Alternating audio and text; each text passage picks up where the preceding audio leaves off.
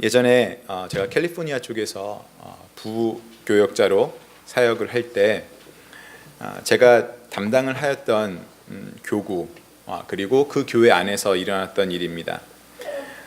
봄에 그 교회 아이가 중학교 7학년 아이인데요. 부모님도 그 교회에 다녔던 아이인데 갑자기 큰 사고의 소식이 들렸습니다. 이 아이가 학교를 오고 가는 길에 걸어서 오고 가는데 기차가 다니는 철로를 건너야 됐습니다. 그런데 그 철로에서 열차 사고로 이 아이가 하루아침에 목숨을 잃었습니다. 너무나 엄청난 그 일 앞에 그 부모님들께서 그 슬픔을 주체할 수 없어 하는 모습을 보면서 옆에서 참 어떠한 말로써 도움을 줄 수 있나, 이렇게 무기력할 수 있나 라는 그러한 생각을 했었던 적이 있습니다. 그런데 그 충격과 슬픔이 교회 안에 다 가시기도 전에 몇 달 후에 또 한 고등부 11학년 아이가 그 교회 집사님이신 엄마와 함께 차를 타고 가다가 엄마가 운전하던 차에 교통사고가 나서 그 아이가 또 세상을 떠났습니다. 굉장히 짧은 시간 안에 한 교회에 아직 나이가 어린 남학생 둘을 하늘나라로 먼저 보내는 그러한 일이 있었습니다. 두 번째 교통사고를 당한 그 가정은 제가 그 당시에 담당하던 교구에 속한 가정이었습니다. 장례식을 함께 치르고 또 그 후에도 그 부모님 댁에 찾아가서 계속 신방하고 기도하고 하지만 이 부모님들의 그 슬픔을 어찌 달래나 참 고민이 많았습니다.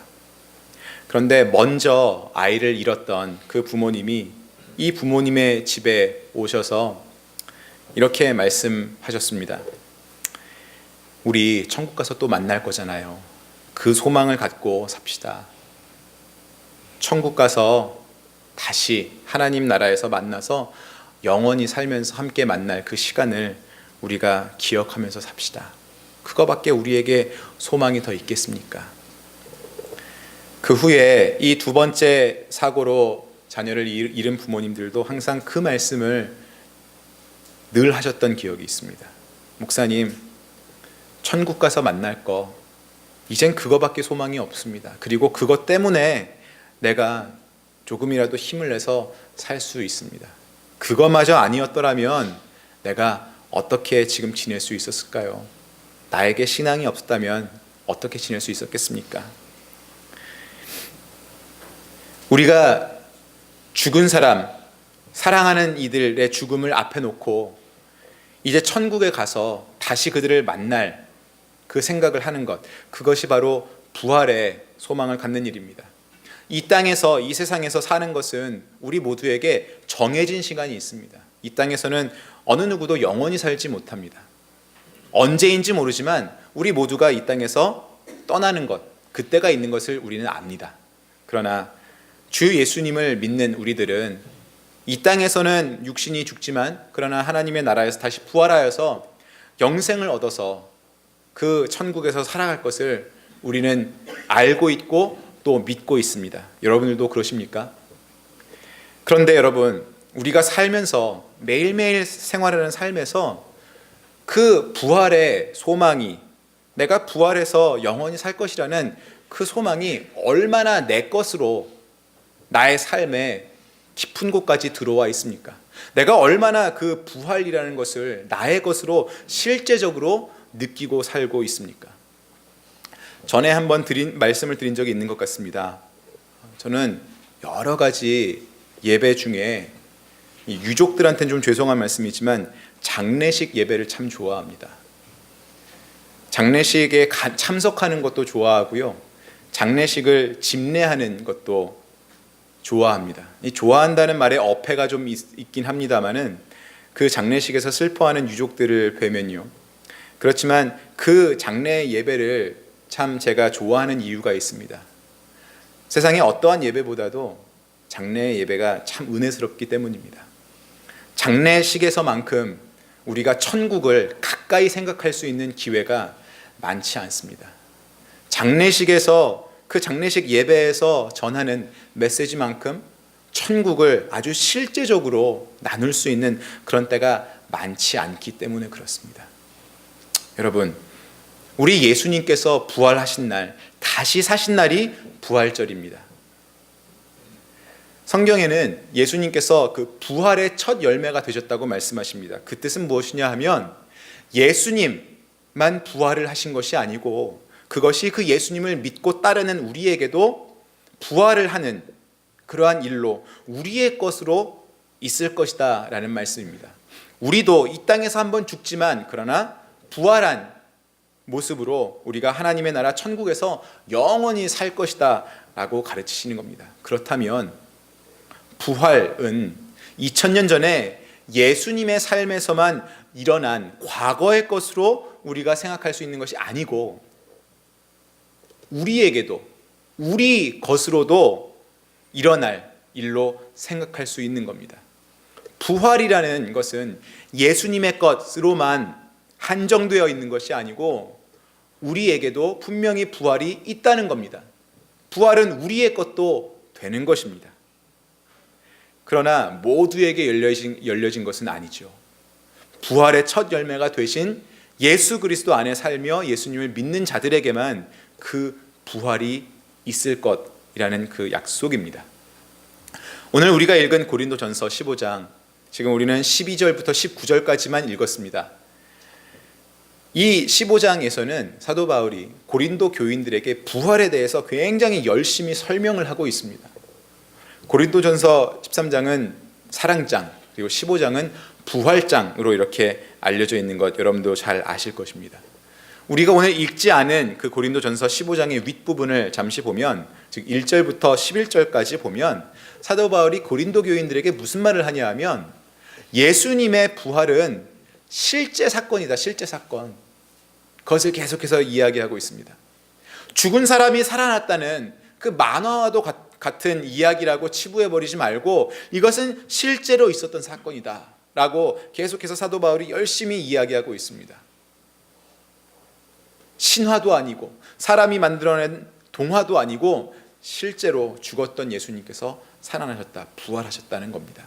그것을 설명하면서 1절부터 11절까지 사도 바울이 세 가지의 근거를 댑니다. 예수님의 부활이 실제 사건이었다는 것. 첫 번째가 무엇이냐면요, 3절에 한번 보시면, 성경책을 펴놓으신 분이 계신다면 3절에 보시면 이렇게 나와 있습니다. 내가 받은 것을 먼저 너희에게 전하였노니 이는 성경대로 그리스도께서 우리 죄를 위하여 죽으시고.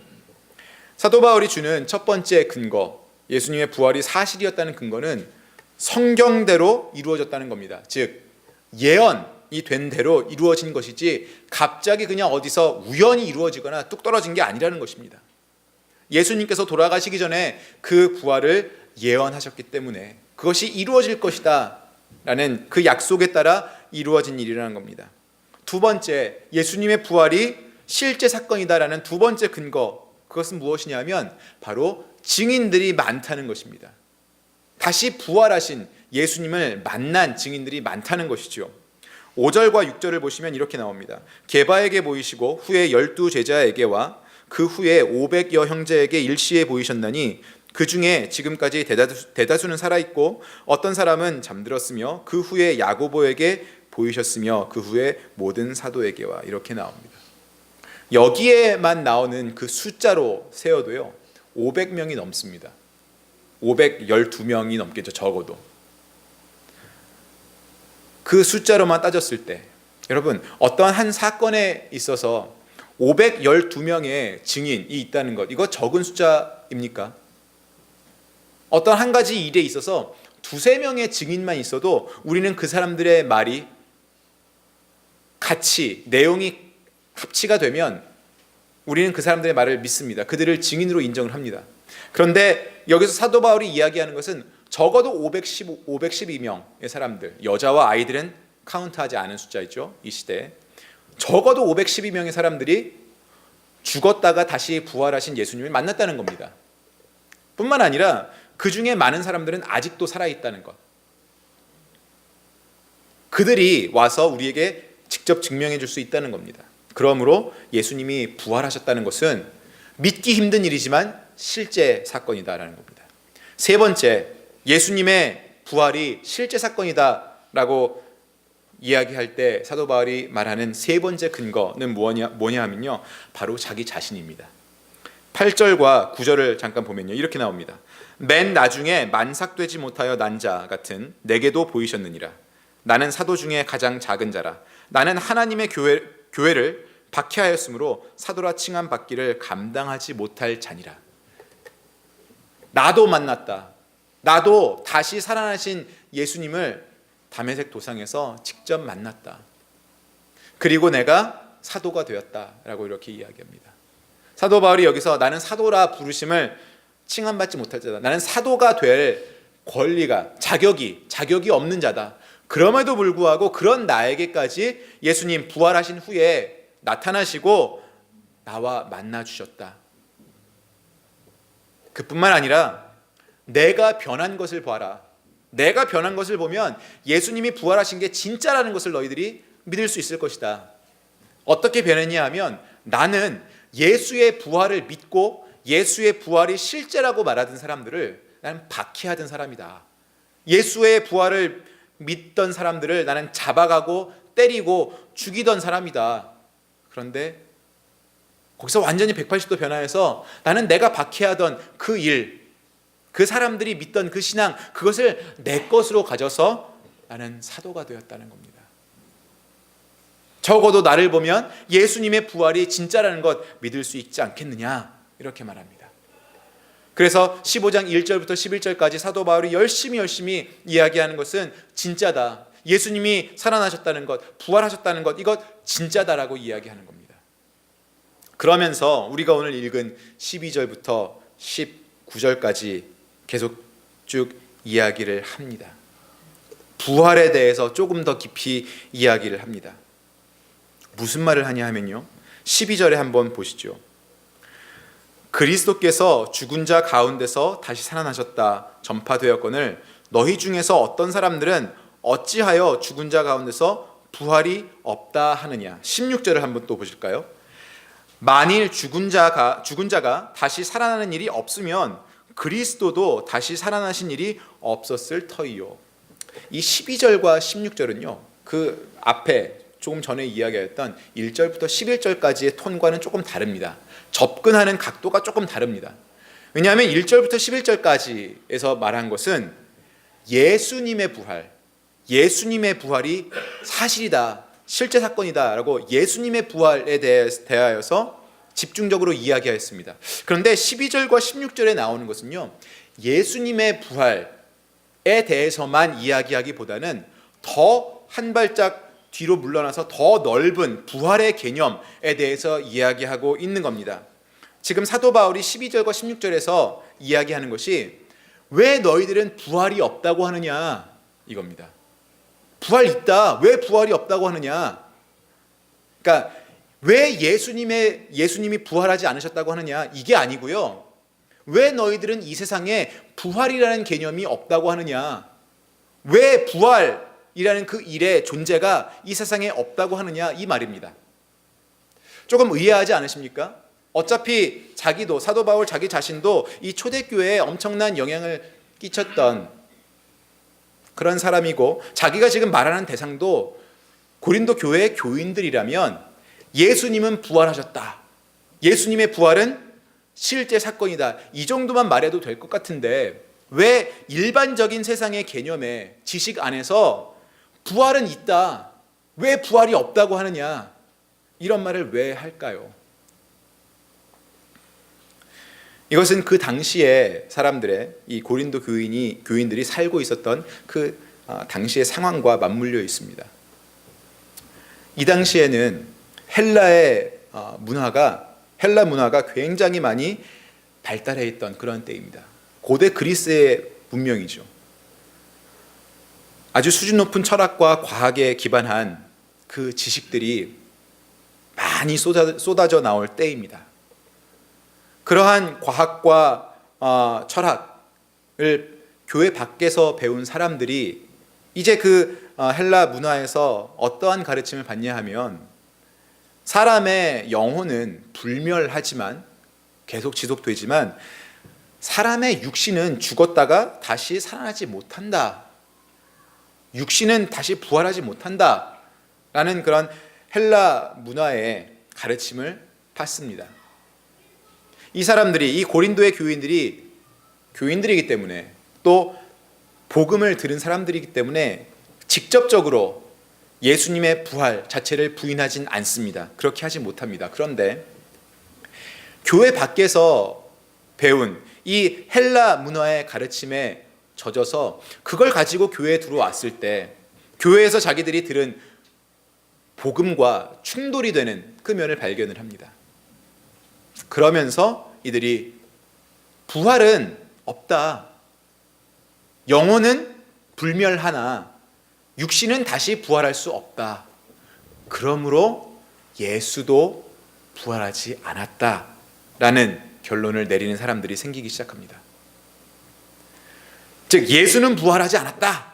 이렇게 처음부터 결론을 내리는 것이 아니고요.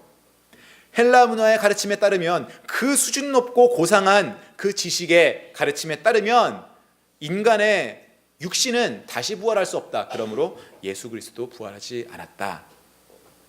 라는 말들이 이제 퍼져가기 시작하는 겁니다. 사도 바울은 거기에 대해서 그 사람들에게 외치는 것이죠. 왜 부활이 없다고 하느냐? 분명히 있다. 예수님께서 부활하셨다. 내가 저 위에 1절에서 11절까지 얘기한 것처럼 그렇게 얘기하지 않았겠지만요. 예수님은 분명히 부활하셨고 그것은 실제 사건이다. 너희들은 지금 이 세상에 부활이라는 개념 자체가 있을 수 없다고 얘기하지만 그렇지 않다. 부활은 있다. 부활은 있기 때문에 그러므로 예수님께서 부활을 하셨고 그것뿐만이 아니라 너희들도, 나와 너희들도 예수님을 따라 부활을 하게 되어 있다. 부활이라는 이 두 글자, 그 개념은 분명히 존재한다라고 가르치는 겁니다.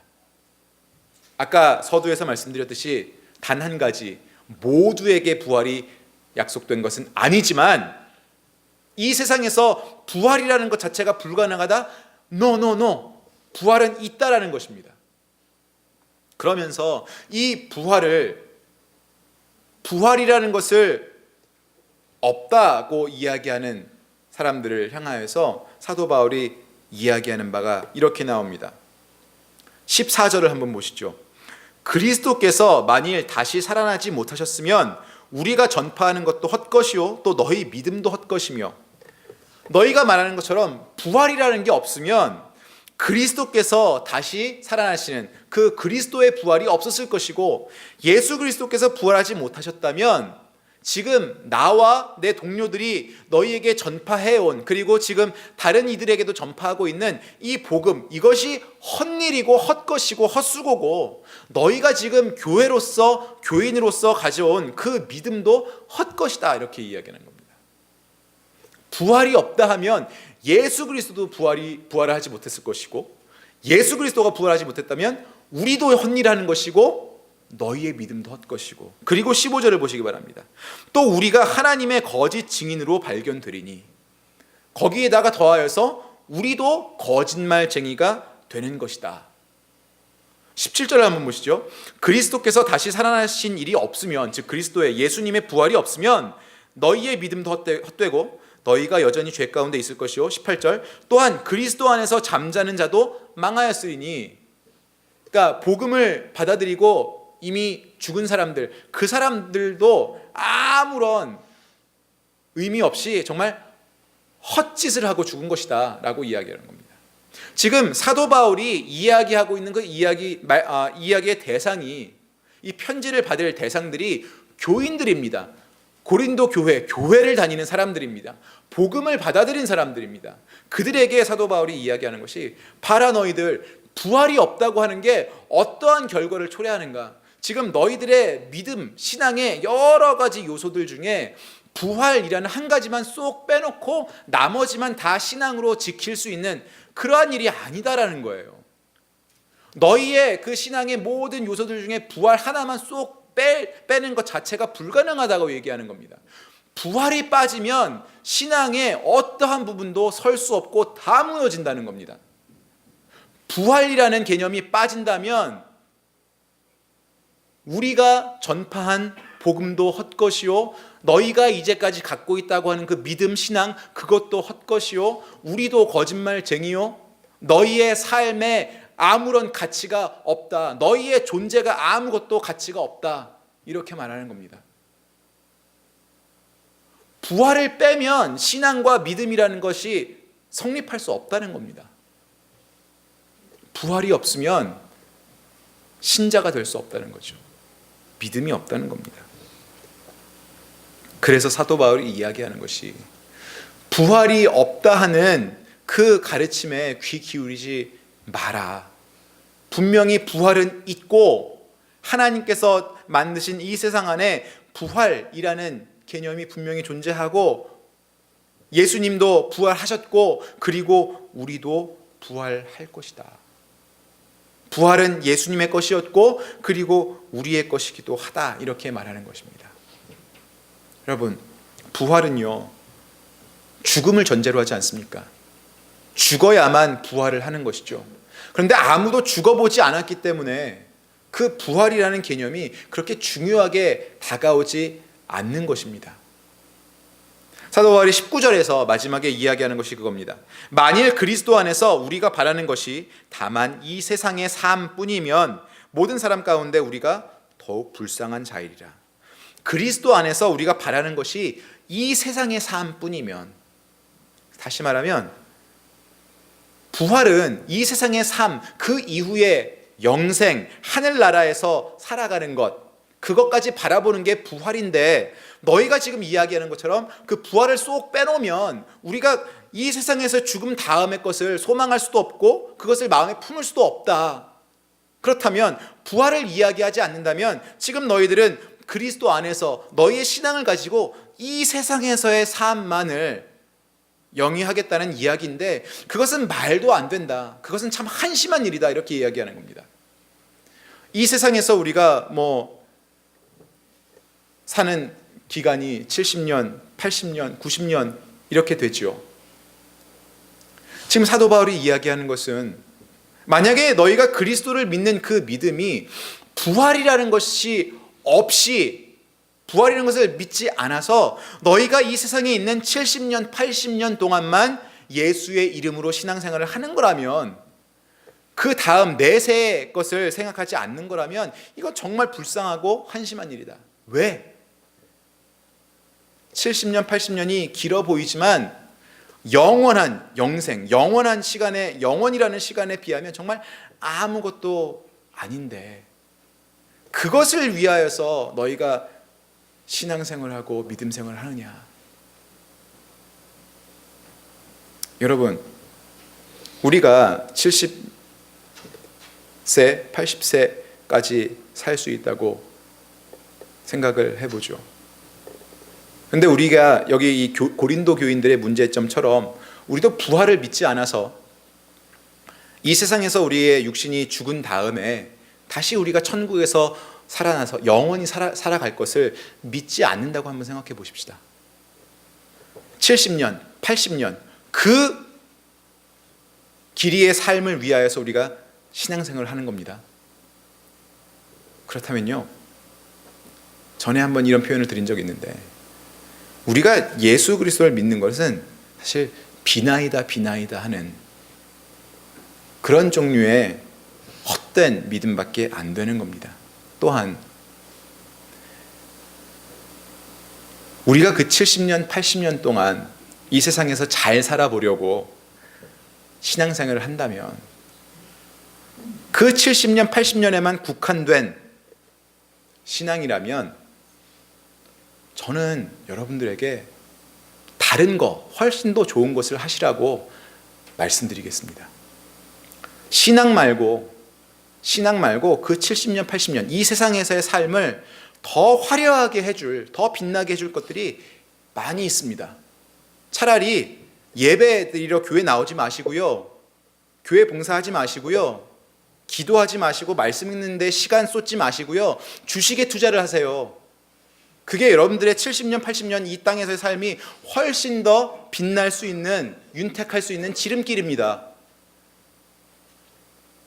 우리가 지금 이 땅에서 예수를 믿고 그 복음을 받아들이고 예수님을 나의 구세주로 영접하는 그 의미, 그리고 그 이유는 내 삶이 이 땅의 70년, 80년에만 제한되어 있는 것이 아니고 국한되어 있는 것이 아니고 그 이후에, 내가 이 땅에서 죽은 이후에도 영원히 살아갈 그 삶의 시간들이 있는 것을 알기 때문에 그 시간들을 소망하며 이 땅에서 신앙생활을 하는 것입니다.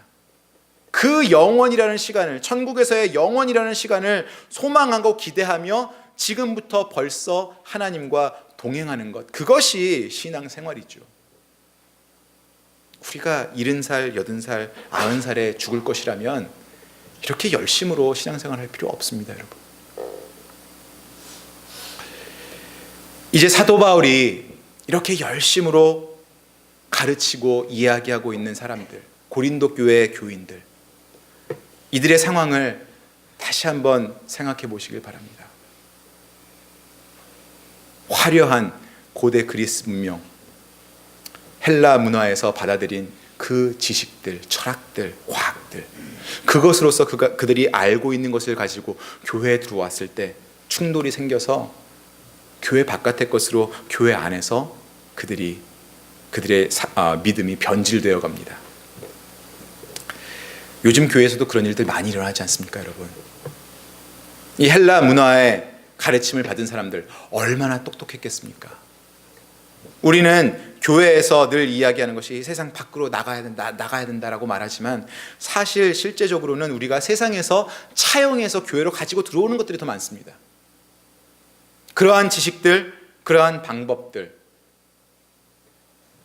그러한 노하우들을 가지고 우리가 교회를 이끌어 나가는 것 얼마나 많이 봅니까? 마케팅 기술로서 사람들의 마음을 사려고 하는 것, 세상에서의 어떤 조직들처럼 교회에서도 사람들을 움직이려고 하는 것, 교회에서 많이 해보려고 하는 프로그램들, 이것들 중에 우리가 세상에서 이것이 어떤 것인지 생각 안 해보고 그냥 차용해오는 것들이 얼마나 많은지 모릅니다. 이 당시 고린도 교인들처럼 찬란한 헬라 문화의 영향을 받고 그 가르침을 받은 사람들처럼, 여러분 요즘 우리 얼마나 많이 똑똑합니까? 우리의 부모님 세대들, 우리의 할머니 할아버지 세대들, 자식들을 위하여서 밤낮 없이 기도하시던 그분들 한번 생각해 보세요. 솔직히 똑똑한 걸로 말하자면 우리와 그분들 중에 누가 더 똑똑합니까? 우리가 훨씬 더 똑똑해요. 그런데 여러분, 우리가 그분들만큼 믿음이 있다고 쉽게 말할 수 있습니까? 그분들만큼 우리는 기도 안 합니다. 그분들만큼 예배드리는 일에 대해서 즐겨하지 않고 우리는 예배드리는 일 불편하게 생각합니다. 될 수 있으면 예배드리는 일 줄이려고 하고요. 부흥회, 수련회, 특세, 이벤트성으로 교회에서 반짝할 때 그래 이거 할 때는 내가 참여해야지 하지만 그 이후에는 별것이 없습니다. 그러나 우리 부모님들 세대보다, 우리 할머니 할아버지 세대보다 우리는 훨씬 더 똑똑합니다.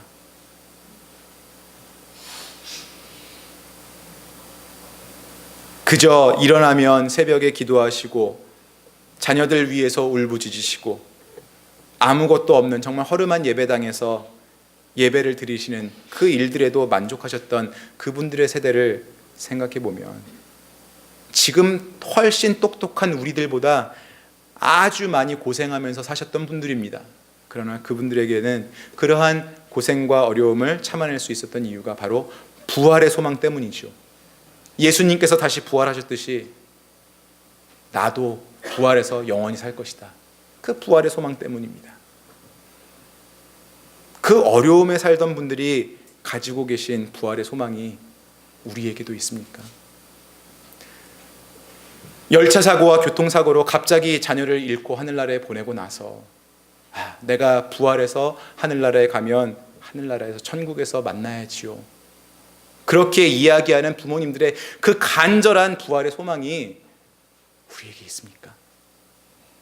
그저 우리는 우리를 똑똑하게 해주는 이 세상의 지식들, 과학, 철학, 요즘은 인문학 얘기도 많이 하죠. 경제학, 이런 것들에 파묻혀서 살아가기를 원합니다. 왜냐하면 그런 것들을 알지 못하면 우리가 뒤떨어진 인생이라고 우리 스스로에게 주문을 걸기 때문입니다.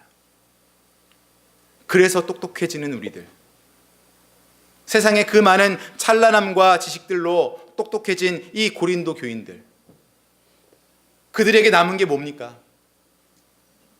부활의 소망? 부활의 믿음? 아니요. 변질된 신앙입니다. 여러분, 똑똑해서 되지 않습니다. 똑똑하면 우리에게 실력도 생기고 능력도 생깁니다. 그러나 여러분, 오늘날의 교회는 믿음이 있는 사람들을 필요로 하는 것이지 실력과 능력을 겸비한 사람들을 필요로 하는 것이 아닙니다. 이 세상에서 우리가 많이 누리려고 하는 것, 우리가 많이 얻으려고 하는 것, 우리의 삶을 진정으로 빛나게 해줄 수 있다고 생각하는 것들, 부활의 소망입니다, 여러분. 그 부활이 지금 여러분께 되어 있으십니까? 2000년 전에 그 부활이 예수님의 것이 되었던 것처럼 여러분에게도 그 부활이 여러분의 것으로 남아 있냐는 말입니다. 그 소망이 여러분의 삶을 지배하고 계신지요? 오늘 2015년 이 부활절에 그 부활의 메시지를 마음에 담으시고 그것으로 하루하루 앞으로 한 걸음 한 걸음 나아가시기를 다짐하시는 성도님들 되시기를 주님의 이름으로 축원합니다.